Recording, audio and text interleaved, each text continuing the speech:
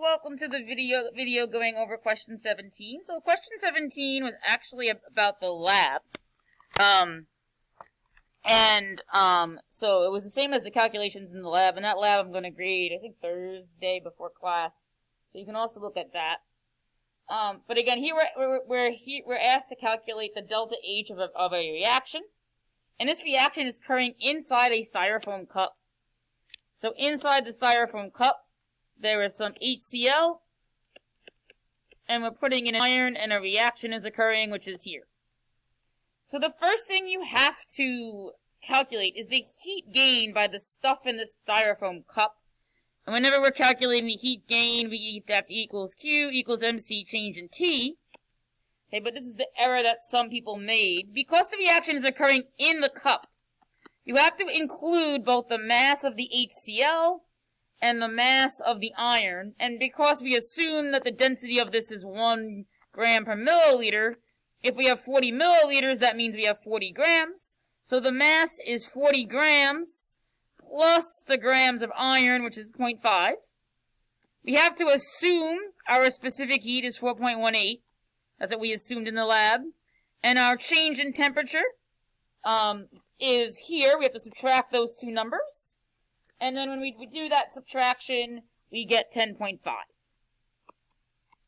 So we do this math, or we do this multiplication, and we get 1,707.545, and you have to remember that this is in joules. It wants it in kilojoules, so we have to convert this to kilojoules, which is 1.777545, and again, you do that by moving the decimal place 3 places to the left, or dividing by 1,000 kilojoules, and we want it per mole. So we have to find the moles of the limiting reactant, and we're assuming here, because there's so much hydrochloric acid, that Fe is limiting, but they probably should have told you that. So they tell us we have 0.5 grams of Fe, and to find the moles, we divide by the molar mass of Fe, which if you look on your periodic table is 55.85. And this is 0.00895 with a lot of other numbers, and this goes in for N.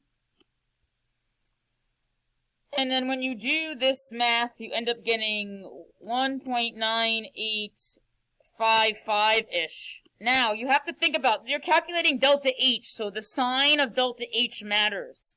Since the temperature went up, that means heat was released, so the delta H has to be negative.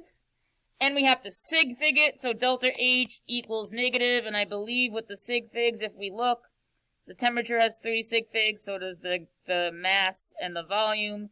So our answer would be 199, negative 199 kilojoules per mole. You got 1 point for the sign being negative. So even if the number is wrong, but the sign is negative, you got 1 point. But whenever you're calculating delta H, you need to make sure it's in kilojoules, and you need to be careful about the sign. Okay, if the reaction is exothermic, meaning the temperature is going up, the sign should be negative. If the temperature is going down, the sign should be positive, because the reaction is endothermic.